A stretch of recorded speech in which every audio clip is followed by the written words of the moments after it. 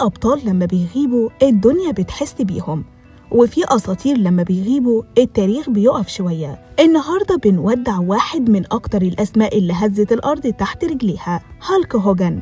من الحلبة للصالة، من التلفزيون لقلوبنا، الراجل اللي علم جيل كامل يعني إيه مصارعة وإزاي تبقى بطل حتى وإنت نازل مهزوم. حلقتنا النهاردة بعنوان هوجن، غاب البطل وبقت الأسطورة، ومن بودكاست الترند بيقول إيه؟ يلا نبدأ. اسمه الحقيقي تيري جين بوليا، اللي اتولد سنة 1953. بدأ حياته كعازف جيتار في فرقة روك، لكن الجيتار ما كانش كفاية، فقرر يدخل الحلبة، ومن هنا اتولد الوحش الأشقر اللي عرفناه كلنا باسم هالك هوجن. بدأ في WWF اللي بقت بعد كده WWE، واتحول لأكتر اسم بيتقال في البيوت، لأنه ما كانش بس مصارع، كان ظاهرة. سنة 1984 أول ما فاز على ذا ايرون تشيك وخد لقب العالم، الدنيا اتقلبت، الجمهور بقى يهتف، وبدأت فلسفة هوجن اللي اتلخصت في 3 حاجات: صلي، خد فيتاميناتك، خليك إيجابي. كل طفل في أمريكا بقى عنده تيشيرت أصفر، وكل شاب عايز يعمل عضلات زيه، والناس بدأت تشوف المصارعة مش مجرد رياضة، لأ ده عرض مسرحي بطله هوجن. ومن اللحظات اللي مش ممكن تتنسي سنة 1987 هوجن بيشيل أندريا العملاق فوق دماغه وبيرميه على الأرض.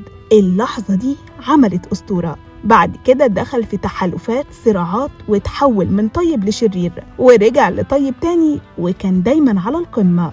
بس زي أي بطل الصورة مش كاملة. في 2015 اتسربت فيديوهات لهوجن فيها تصريحات عنصرية هزت سمعته. WWE شالته من قاعة المشاهير ومسحوا اسمه من كل حاجة، لكن بعد فترة رجع بصعوبة، باعتذار وبحضور هادي. السؤال دايما كان: هل الأسطورة أكبر من أخطائها؟ وده اللي خلى ناس تحبه وناس تشكك فيه. في آخر أيامه صحته كانت بتنهار، أكتر من 25 عملية في ظهره وركبته وفقراته. وفي يوليو 2025 اتقال إنه هو بيعيش على أجهزة دعم، وبعدها بأيام أعلنت وسائل الإعلام وفاته بنوبة قلبية ببيته. زوجته قالت إن الحلم اللي كان عايش بيه انتهى، لكن اسمه لسه على كل لسان. ليه هوجن مش هينتهي؟ لأنه مش مجرد مصارع، ده رمز ظهر في أفلام، في مسلسلات وإعلانات، اتقالت في الكوميكس، في الكرتون، في الميمز. طب الناس قالت إيه؟ تويتر مولع.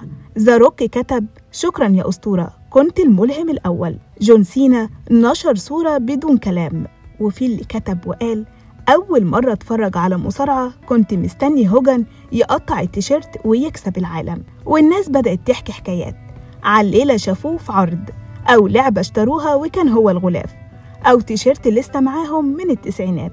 في النهاية في ناس بتظهر في حياتك وتختفي، وفي ناس بتعيش جواك من غير ما تحس. يمكن هوجن غاب، لكن اللحظة اللي وقف فيها فوق الحلبة شال فيها خصمه وصرخ فيها، اللحظة دي لسه عايشة.